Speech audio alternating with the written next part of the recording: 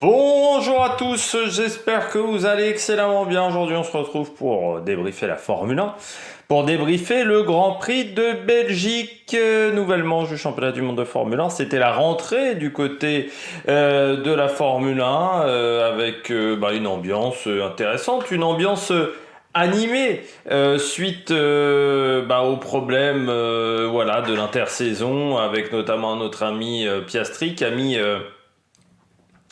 un sacré bazar quand même dans cette saison des transferts.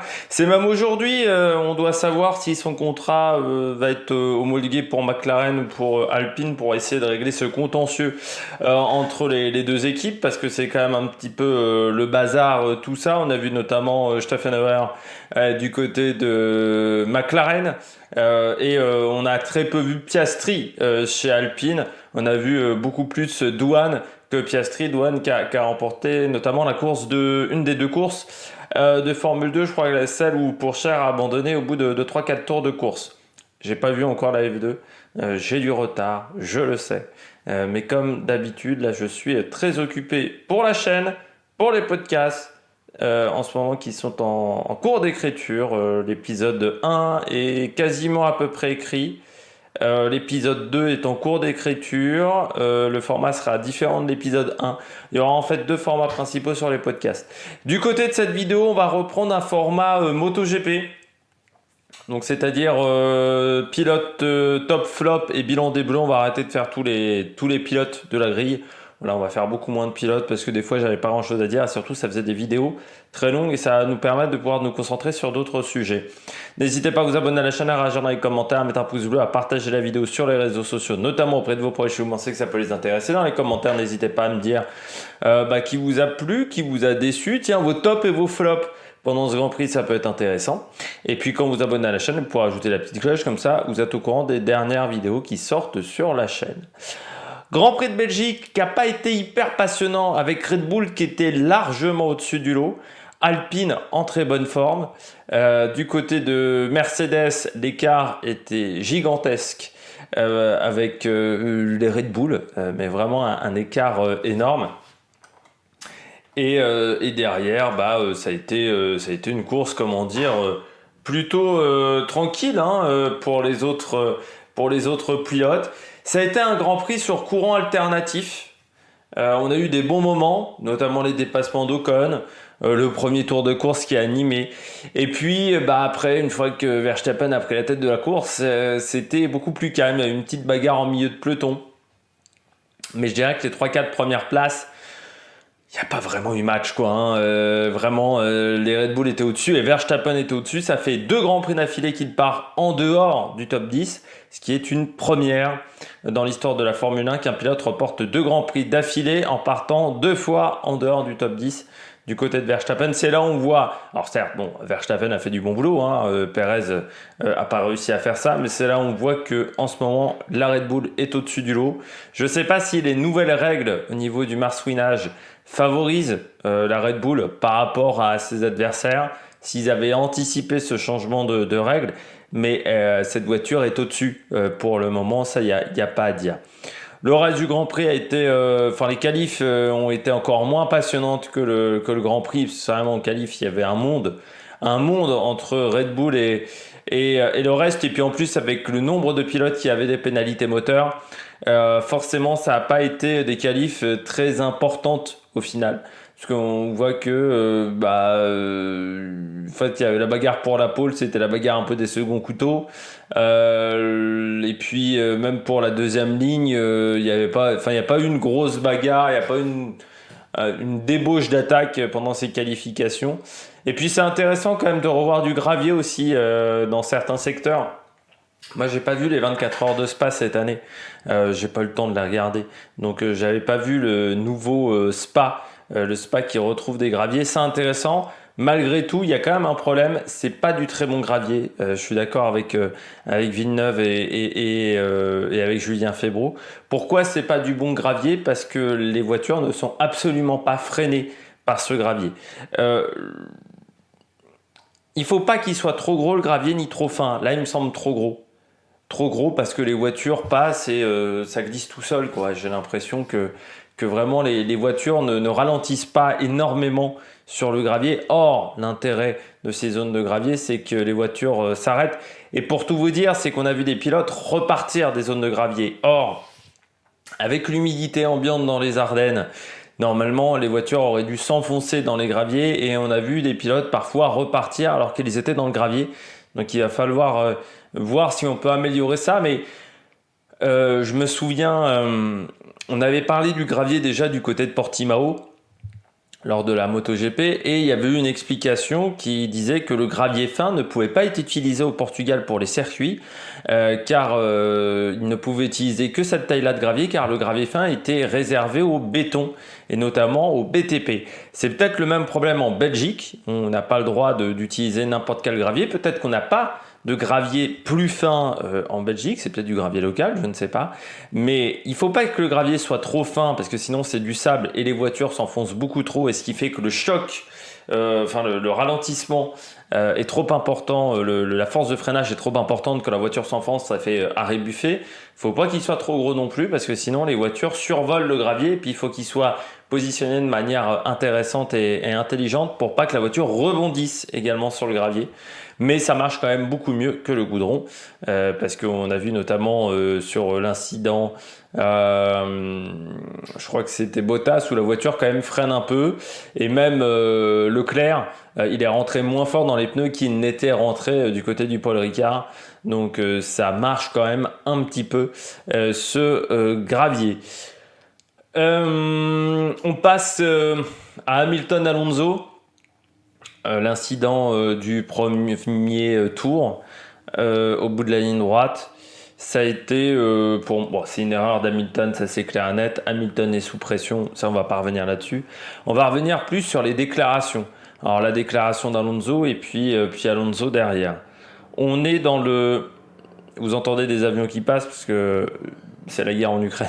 Je suis pas très loin d'une base militaire, donc voilà. Du côté de Hamilton Alonso, on est dans le syndrome Drive to Survive. Alors certains aiment, moi je n'apprécie pas.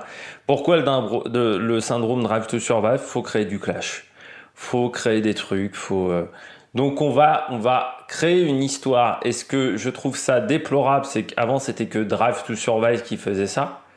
Et maintenant, même les journalistes s'y mettent parce que quand on demande la réaction d'Hamilton à un truc qu'il n'a pas entendu, à un truc qui ne lui était pas destiné non plus, mais en même temps, Alonso, quand il réagit de cette manière, il sait que ça va être repris par les médias, mais les médias ne devraient pas rentrer dans ce jeu-là. C'est-à-dire d'essayer d'opposer Hamilton et Alonso.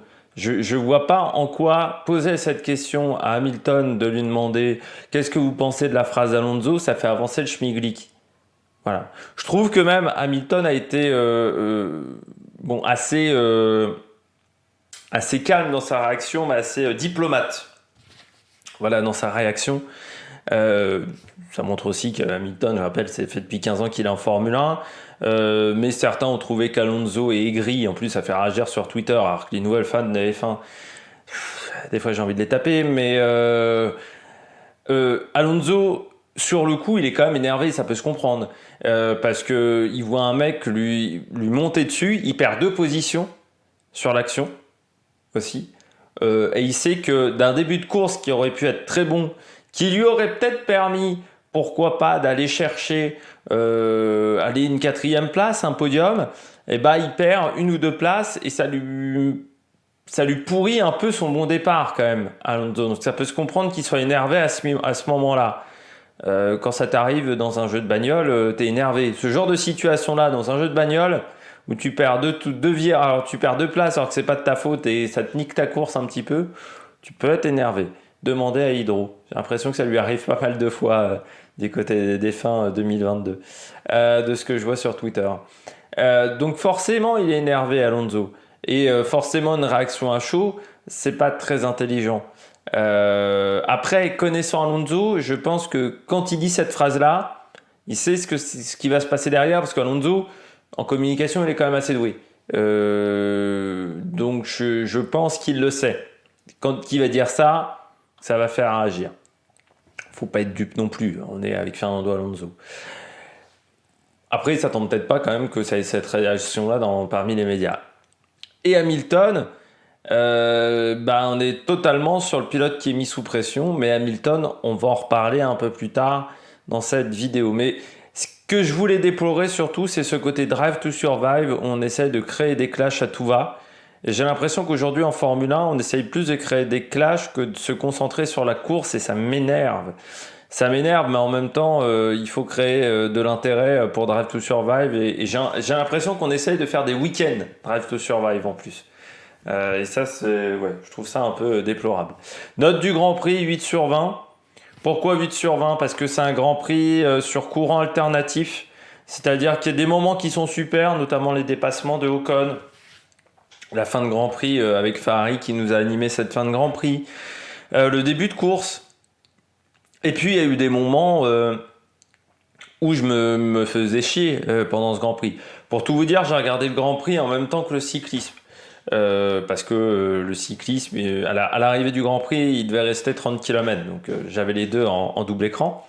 Mais j'avais le son du Grand Prix. J'avais pas le son de la course de vélo. Il y a des moments, j'ai remis le son de la course de vélo parce qu'il se passait rien. Il se passait rien. Tout le monde était sur des stratégies, on va dire, assez équivalentes. Une fois qu'on a vu Verstappen devant, on s'est dit c'est mort. Vu comment il a remonté le peloton, c'est qu'il est une jambe au-dessus de tout le monde. Pérez, il n'a jamais été inquiété par Sainz pendant le Grand Prix. Sainz, il n'a jamais été inquiété par Russell. Et Russell n'a jamais été inquiété par Alonso. Donc déjà, les 4 premières places, ça a été tranquille. Après, il y a eu Alonso Leclerc, il y a eu quelques bagarres comme ça. Mais ce n'était pas suffisant pour animer la course. Heureusement qu'il y a eu Ocon. Voilà, et les dépassements d'Esteban. Ça montre quand même que du côté d'Esteban, on est en confiance avec la voiture. Et le safety car en début de course. Mais sinon, c'était pas très passionnant. Donc c'est pour ça que je mets 8 sur 20. Je passe tout de suite au bilan des Bleus. Le bilan des Bleus, je commence avec le Français qui a bien performé ce week-end. C'est Esteban Ocon. C'est un très bon week-end pour Esteban. Un week-end très satisfaisant pour le pilote français. Pourquoi je dis un week-end satisfaisant pour Esteban Ocon? Parce que il sort déjà une grosse qualif. Ce qui est déjà bien. Parce que je rappelle que lui, il faisait partie des pilotes qui étaient pénalisés. Donc, qualification solide de la part d'Esteban Ocon. Alors, certes, avec un moteur plus frais que le moteur d'Alonso. Mais il fait quand même une belle Q3 où il colle 2 dixièmes à Alonso. Déjà, c'est bien. 2 dixièmes sur Alonso. Et surtout, il est le meilleur des autres. Le meilleur en dehors de Red Bull et Ferrari. Donc ça, c'est déjà un bon week-end pour Esteban Ocon. C'est déjà très bien. Ensuite, il fait vraiment une course magnifique. La remontée, c'est plein d'audace. C'est plein d'intelligence aussi parce que certes, il y a de l'audace, mais il ne prend pas des risques non plus au-dessus du lot. C'est-à-dire qu'il ne fait pas non plus une prise de risque énorme qui aurait pu mettre en danger ses adversaires. Et il a fait le job. Il prend les points, la 7e place, les 2 voitures dans les pleins pour Alpine. Très bon week-end pour Alpine.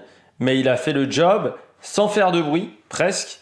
Parce que c'est vrai que son premier dépassement, qui est déjà exceptionnel avec Albon, et je ne sais plus... c'était soit Ricciardo, soit Norris, je ne sais plus.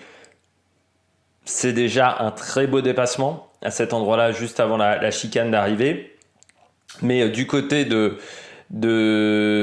la ligne droite, là, le remake Hakkinen, Zonta, Schumacher, assez exceptionnel. Je peux le dire quand même que le dépassement Hakkinen, Ricciardo, Zonta et Schumacher, je suis un contemporain de ce dépassement. Je l'ai vu en direct. Alors j'étais tout petit comme ça, mais je l'ai vu en direct, ce dépassement. Et j'en suis fier. J'ai eu des grands moments de Formule 1, ça en fait partie. À l'époque, j'avais pas le sentiment d'avoir eu un grand moment. C'est au moins 5-6 ans après, je me suis dit, ah mais j'étais là, ce jour-là, j'étais devant ma télé. C'était à l'époque où je regardais pas encore les saisons en intégralité. Mais du côté d'Esteban Ocon, voilà, il fait un super grand prix. Il finit sur les talons d'Alonso, alors qu'il part 10 places derrière. Donc plus de 10 places derrière. Donc il finit sur les talons d'Alonso et de Leclerc. Leclerc qui a une stratégie foireuse, mais d'Alonso, c'est bien ce qu'il a fait, hein, Esteban. Et il confirme, pour moi, c'est le numéro 1 de l'équipe. Ça va quand même pas être facile pour le futur adversaire et équipier d'Esteban Ocon, parce qu'il a l'air d'être bien implanté dans la maison alpine. Et que, à part si c'est Pierre Gasly, si c'est un Français, si c'est Mick, et encore Pierre Gasly, il devra être performant vite. Mais si c'est un Mick Schumacher, il va falloir s'accrocher quand même avec Esteban Ocon comme équipier. Hein. C'est pas. Et puis bon, c'est pas le pilote le plus sympathique au monde. Hein. Lui aussi, il a envie d'aller chercher la gagne. Donc, il faudra faire attention parce que voilà, Esteban, pilote. S'il arrive à battre Alonso ou à faire des belles performances et à se montrer face à Alonso, autant te dire qu'il va pas falloir que ça soit un branquignol à côté de lui. Si c'est un mec moyen, ça peut être compliqué, à part si c'est un Français ou un Britannique, parce qu'on rappelle que Henston aime bien les Britanniques. On se souvient de Jenson Button, c'est un peu pour ça qu'il s'était fait virer même Jenson Button par Flavio Briatore et qu'il était parti chez Honda. On poursuit avec Pierre Gasly, le miraculé du dimanche. Le samedi est pas très bon pour Pierre. Bon voilà, il y a pas énormément de rythme. C'est, j'ai envie de dire, comme d'hab ces derniers temps, du côté de Pierre, ça marche pas très bien. Bon, il finit devant Tsunoda. Il colle un peu de branlée à Tsunoda, mais parce que c'est un pilote qui aime bien Spa. Je vous rappelle notamment de la fois en 2019 où il fait une super course avec une voiture qui était pourtant moyenne. Il termine derrière la McLaren et la Mercedes de Albon et de Ricciardo. Après, il manque de la performance. Il est quand même à un dixième et demi de la 10e place. Ça fait quand même beaucoup. L'AlphaTauri n'est pas très bonne. Alors elle n'est pas très bonne parce que AlphaTauri s'est planté. Aussi, on peut se dire parce que Pierre Gasly n'a peut-être pas fait un très bon travail de metteur au point avec Tsunoda. Certes, il y a une part de responsabilité de la part des ingénieurs. Il ne faudrait pas négliger également la part de responsabilité du côté des pilotes. Il faut savoir mettre au point une monoplace. C'est ça également qui peut être un problème pour Gasly chez Alpine. C'est ce côté metteur au point qui n'a pas été très bon cette année avec l'AlphaTauri. Du côté de Pierre Gasly, oui, c'est un miracle parce qu'il part de la voie des stands, il a un problème mécanique sur sa bagnole. Ils arrivent donc, semblerait-il, à le résoudre au dernier moment. Et ensuite, il part derrière le paquet. Alors, il a de la chance, il y a le safety car. Mais en début de course, il est quand même en dernière place du Grand Prix. Ou avant-dernière place. Donc, pendant très longtemps, il n'était pas très bien positionné. Donc, c'était vraiment pas évident pour lui. Donc c'était pas simple pour Pierre, parce que il fallait s'en sortir quoi. Il fallait s'en sortir dans ce type de situation. C'était pas évident, mais la stratégie a plutôt bien marché. Lui, il a eu 2 arrêts de médium et un arrêt de hard et 2 arrêts de médium. Il a fait que 12 tours sur les hard et c'était des pneus qui marchaient moyen, donc c'était plutôt une bonne idée de faire de cette stratégie-là. Pour lui, ça a été la bonne performance en fin de course, parce que quand vous aviez des pilotes qui ont peut-être mis les médiums un peu tard, lui, même avec des médiums qui avaient 22 tours, il a réussi à faire une bonne course, à bien en profiter. Donc ça s'est vraiment bien passé du côté du pilote français.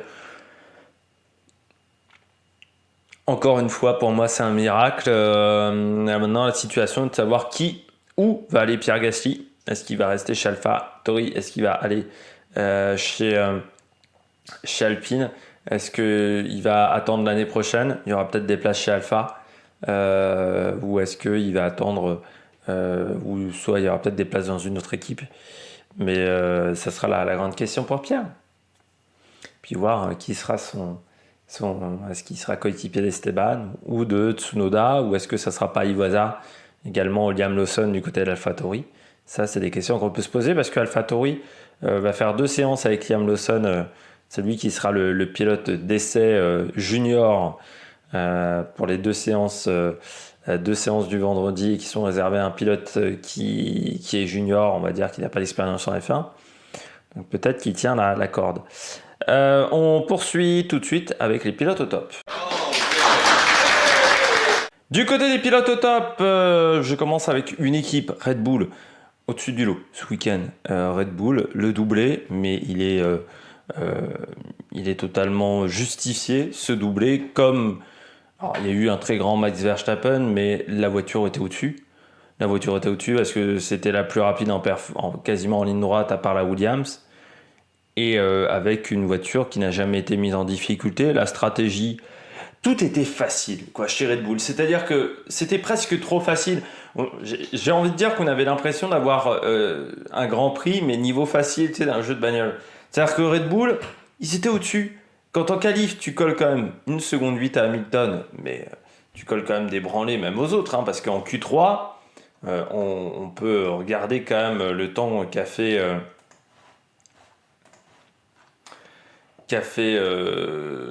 Max Verstappen. Il colle 6 dixièmes à Sainz. Leclerc est à 8 dixièmes.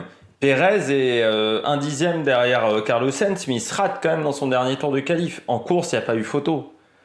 Ils étaient au-dessus, les 2 pilotes Red Bull. En course, l'écart, c'est 17 secondes avec Perez, et Perez a 10 secondes d'avance sur Sainz. Max Verstappen, en partant 14e, finit quand même avec 26 secondes d'avance sur Sainz. Il faut avoir quand même la portée du résultat. Mais ça avait l'air presque trop facile pour Red Bull. Il y a eu une telle domination hier de Red Bull.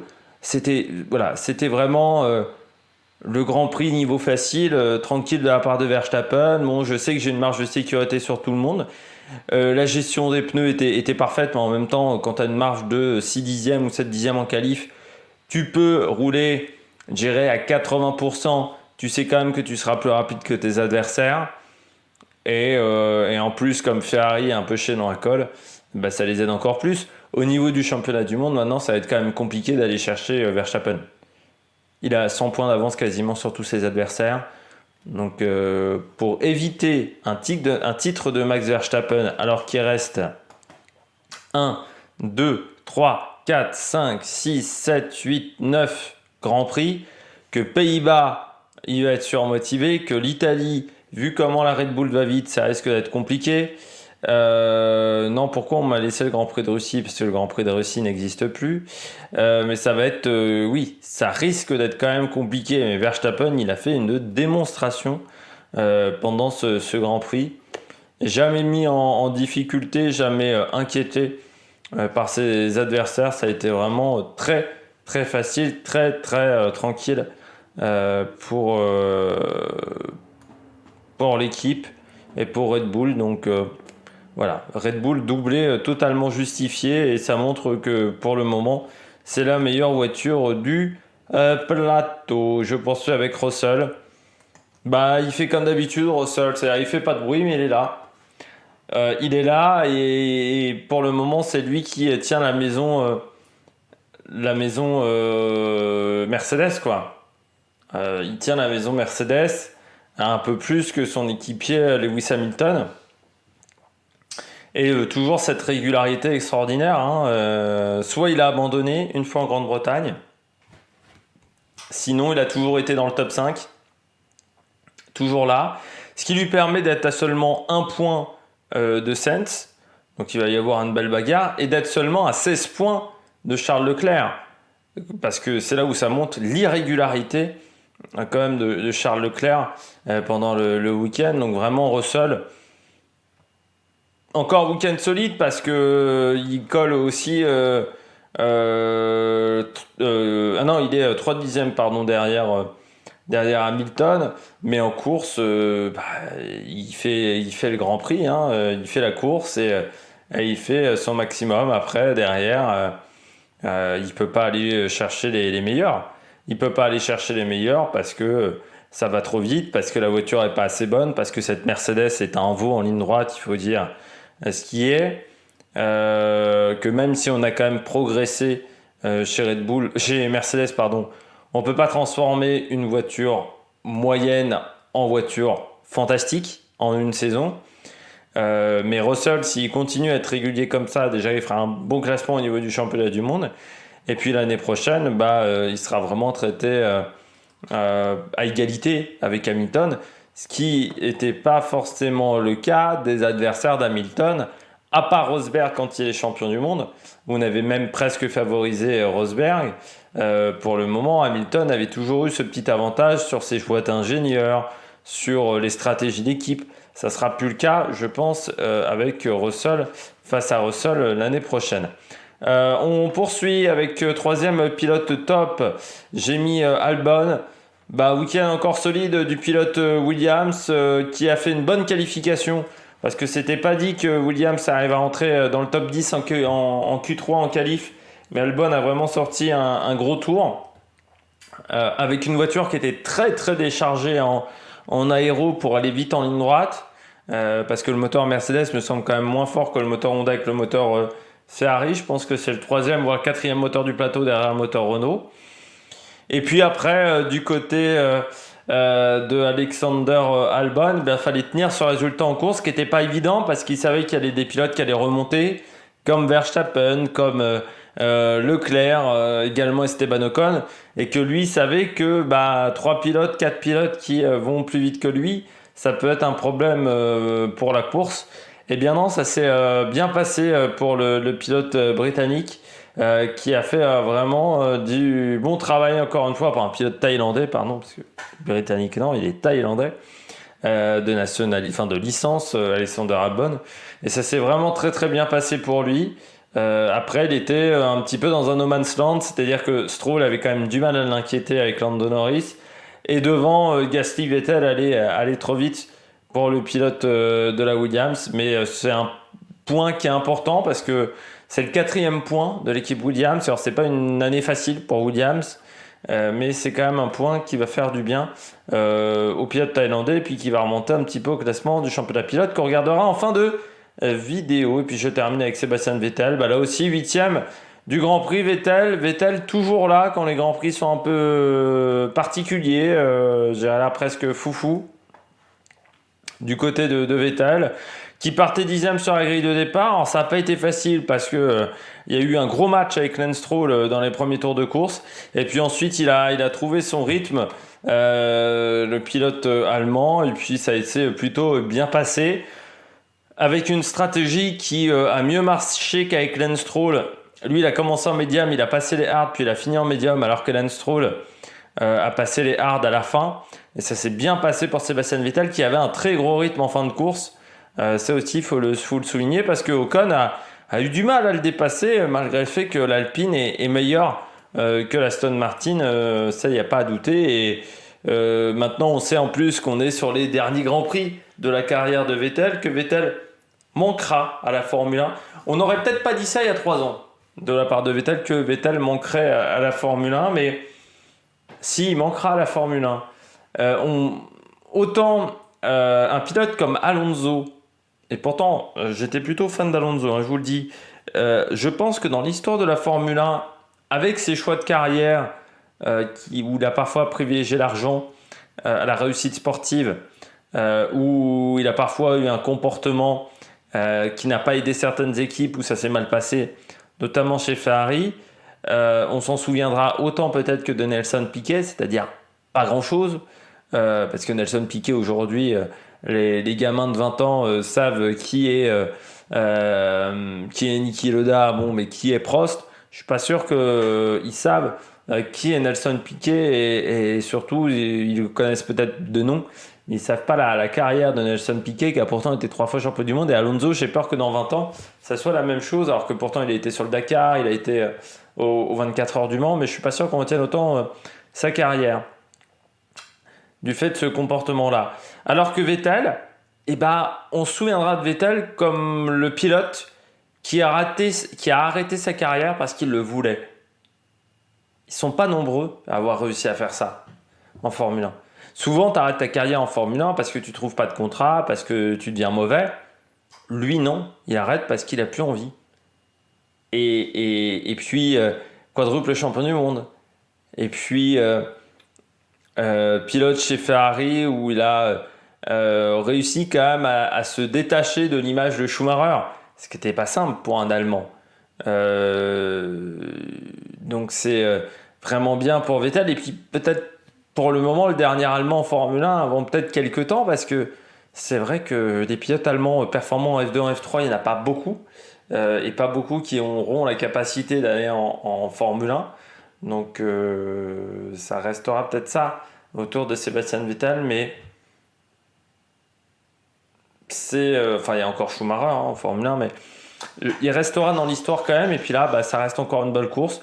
Une course à la Vettel, c'est-à-dire où il s'accroche et il va chercher des points. Chez Aston Martin, il a quand même souvent fait ça. Il s'est souvent accroché pour aller marquer les points. Et puis, il devance encore Lance Stroll. Et là aussi, Vettel, il fait quand même du bon boulot face à Lance Stroll pour l'équipe. Et c'est quand même pas à négliger parce que lui, il a commencé au bout du 3e Grand Prix. Stroll a commencé plus tôt. Stroll n'a marqué que 4 points. Vettel en a marqué 20 avec 2 Grands Prix en moins. Donc ça montre quand même la saison que fait Sébastien Vettel devant Ricciardo, devant Magnussen. On passe tout de suite au bonnet d'âne. Du côté des bonnets d'âne, je commence avec Lewis Hamilton. C'est un mauvais week-end. Hein. Alors déjà, l'écart en qualif qui est énorme, mais ça c'est un problème de la Mercedes. Et puis cette erreur au premier tour. Beaucoup de gens ont dit c'est inadmissible de la part d'Hamilton. Hamilton fait une erreur. Voilà. J'ai vu des mecs qui connaissent rien en Formule 1 et dire ah oui Hamilton c'est pas le dernier à avoir fait ça. De toute manière il sait pas rouler en peloton. C'est une catastrophe. Alors regardez les saisons 2009, 2010, 2011 où il est souvent en peloton. Notamment en 2009 et il fait pas des crashs à chaque virage. C'est pas Romain Grosjean. Enfin le Romain Grosjean de l'époque 2012, 2011, 2012. Hamilton, il a fait une erreur, mais parce que c'est un champion du monde qui est devancé par son équipier assez régulièrement, parce qu'il savait que là, sur ce Grand Prix-là, il avait une opportunité de faire quelque chose, comme Alonso. Donc il a pris peut-être plus de risques que si c'était une bagarre pour la 5e place. Là, c'était une bagarre pour faire un bon résultat et être à l'avant de la course. Et ça pouvait changer la destinée de ta course. Du côté d'Hamilton, oui, il s'est raté. Il s'est raté, mais... Vettel a fait les mêmes erreurs en 2014 chez Red Bull. Prost a fait des erreurs comme ça aussi à une époque. Senna, en 94, enquille quand même les bourdes. Schumacher, en 2005, il fait des erreurs de pilotage aussi. C'est tout simplement un coureur qui est sous pression. Et ça, t'as beau avoir 10 ans, 15 ans, 20 ans de sport mécanique, 20 ans dans le sport, quand t'es sous pression, tu fais des erreurs. Même le meilleur du monde fait des erreurs. Un Verstappen sous pression, il fait des erreurs. Souvenez-vous de Sao Paulo. Sao Paulo, quand il y a la course sprint et que Hamilton... pourtant se rate lors des qualifications, il est disqualifié et arrive pourtant à marquer plus de points que Verstappen. Et c'est pas un week-end parfait de Verstappen.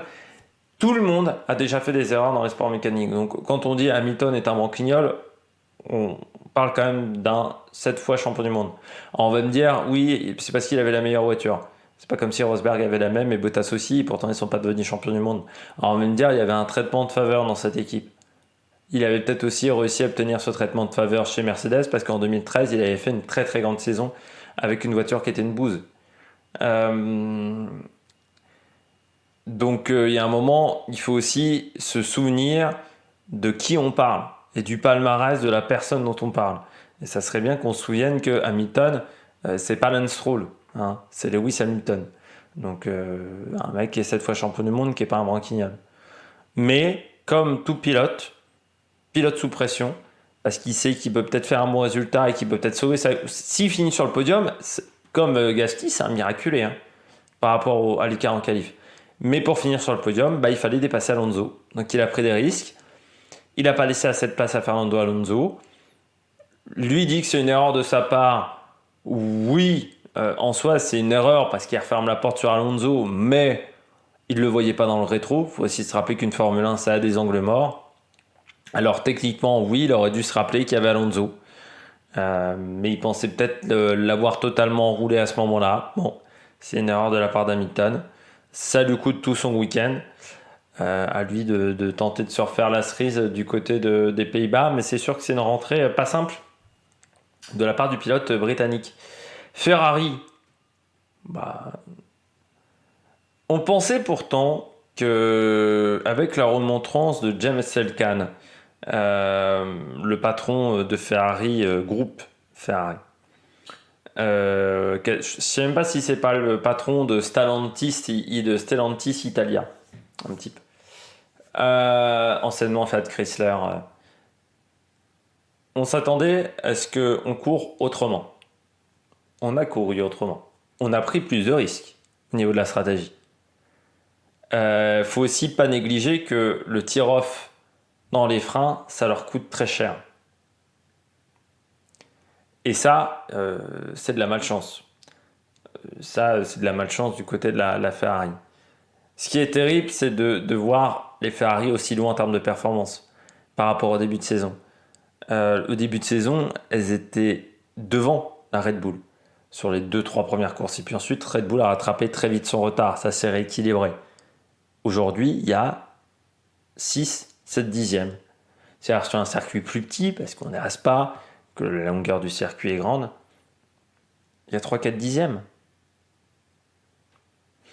D'une voiture qui avait peut-être un petit dixième d'avance en début de saison, elle en a maintenant 4 de retard. 4 ou 5 de retard. Ils ont perdu 5-6 dixièmes par rapport à Red Bull. C'est énorme. Ça montre bien que chez Ferrari, il y a un problème. Les arrêts au stand, c'était pas fou sur ce Grand Prix-là. La stratégie, catastrophique pour Leclerc. Mais parce que Ferrari n'a pas le niveau de Mercedes pour changer de stratégie et s'adapter à n'importe quelle situation. Ça, c'est aussi un problème. Donc, stratégie pas bonne. Leclerc qui est complètement désabusé. Enfin, on voit bien qu'en plus, il y a des problèmes de communication chez Ferrari parce que Leclerc, c'est pas son classement à l'arrivée de la course. Leclerc, c'est pas qu'il a une pénalité à l'arrivée. Personne lui dit. C'est extraordinaire, ça, quand même. Il y a une radio dans une voiture de Formule 1. Personne ne lui dit qu'il est 5e. Il faut qu'il attende de faire l'interview avec Canal+ pour apprendre qu'il est 5e. Ça montre bien que chez Ferrari, il n'y a rien qui va.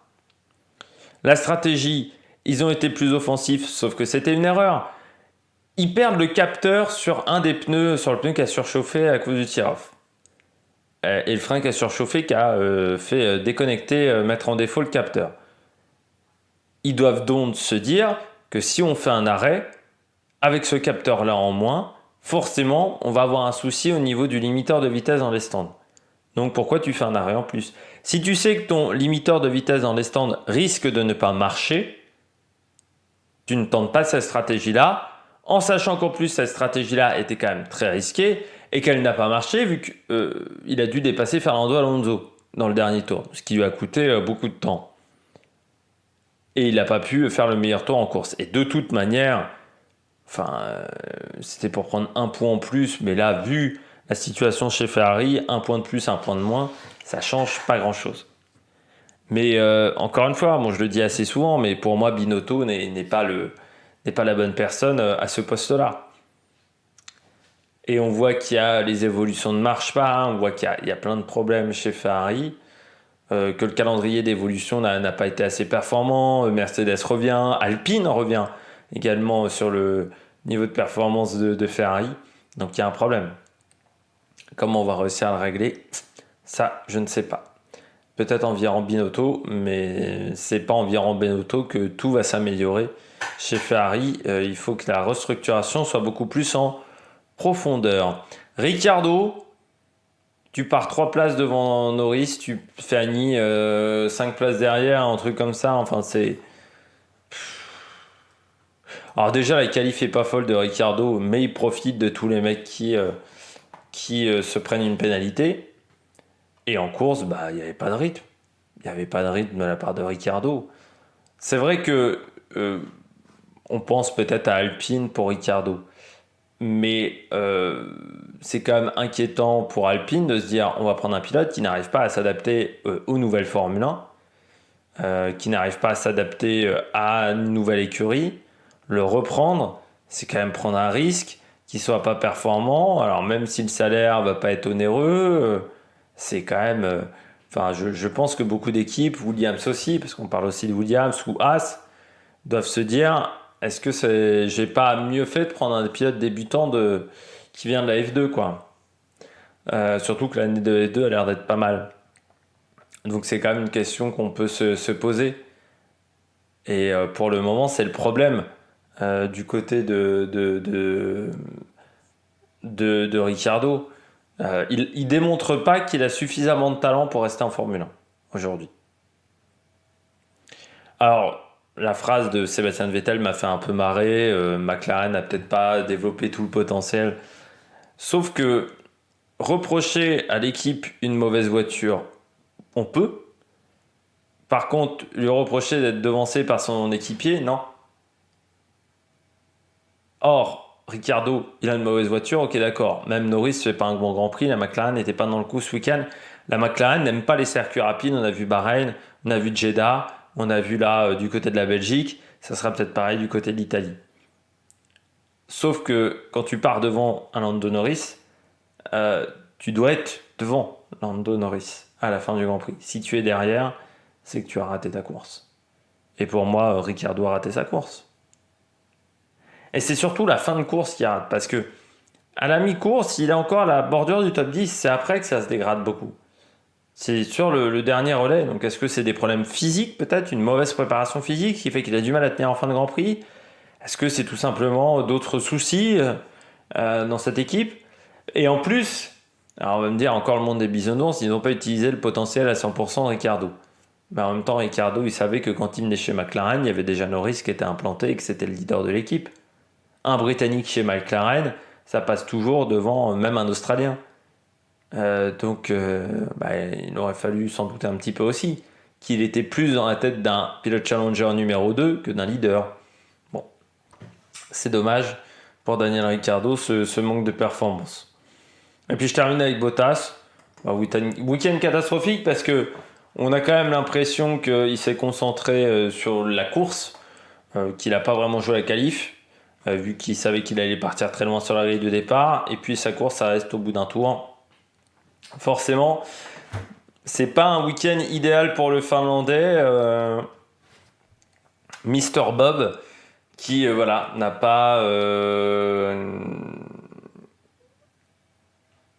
pas réussi à faire une belle course, mais sur l'incident il peut rien, vraiment au premier virage. Et sur la qualif, faire mieux en qualif, mais je sais pas si ça aurait changé grand chose. Ce qui lui pourrait la course en plus, c'est peut-être l'incident Hamilton-Alonso, ce qui fait que ça a un petit peu tendu le peloton à ce moment-là, et ce qui a peut-être provoqué cette erreur de la part du pilote Williams Latifi, qui a provoqué cette faute de Bottas. Bon, mais mauvais week-end pour le pilote Alpha. Et puis, avec les nouveaux changements chez Alpha, on va commencer à se poser des questions sur fin 2023. Est-ce que Bottas restera chez Alfa Romeo? Et puis, il reste quand même sur une mauvaise série. Ça fait depuis le Canada qu'il n'a pas marqué de points, Bottas, et ce qui fait qu'il descend dans la hiérarchie. Désormais, il est en dehors du top 10. Et c'est vrai qu'on voit quand même que depuis quelques courses, c'est compliqué pour l'équipe Alfa Romeo. Vraiment, depuis le Canada... que ça soit Zhou ou Bottas, on n'a pas marqué de points. On passe tout de suite pour cette fin de vidéo au niveau des différents classements. Je commence avec le classement pilote. Verstappen en tête avec 284 points, ce qui veut dire quasiment 100 points d'avance sur Charles Leclerc. Perez est 5 points devant Charles Leclerc. Maintenant, il est deuxième.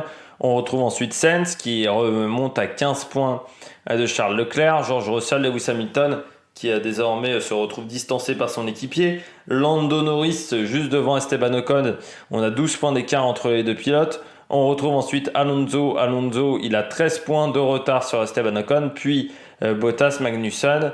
Et Albon remonte à la 18e place du classement général avec 4 points. On passe du côté du classement par équipe. Là, pas de changement du côté de ce classement par équipe avec Red Bull devant avec quasiment 120 points d'avance sur Ferrari. L'écart entre Ferrari et Mercedes est de 41 points. On retrouve ensuite Alpine Renault qui a désormais 20 points d'avance sur McLaren. On retrouve Sauber, puis As pour finir avec AlphaTauri qui remonte un petit peu. L'écart avec As n'est plus que de 5 points. Et l'écart avec Aston Martin est aussi de 5 points. Donc il y a un match pour la 7e place qui va peut-être commencer à devenir intéressant pour ce classement constructeur. Et puis Williams distancé désormais de 20 points. Et 10e et bonne dernière. J'espère que vous avez aimé cette vidéo, que vous avez aimé ce nouveau format, enfin ce retour à un autre format de vidéo. Prochain week-end de course, ça sera le Grand Prix des Pays-Bas, ça sera le week-end prochain. Donc encore un week-end important, plus double header je crois avec la MotoGP, plus le cyclisme. Donc moi je vais passer un bon week-end. D'ici là, n'hésitez pas à vous abonner à la chaîne, à réagir dans les commentaires, à mettre un pouce bleu. Et puis nous on se retrouve pour de nouvelles aventures sur l'Amérique Production. Ciao ciao.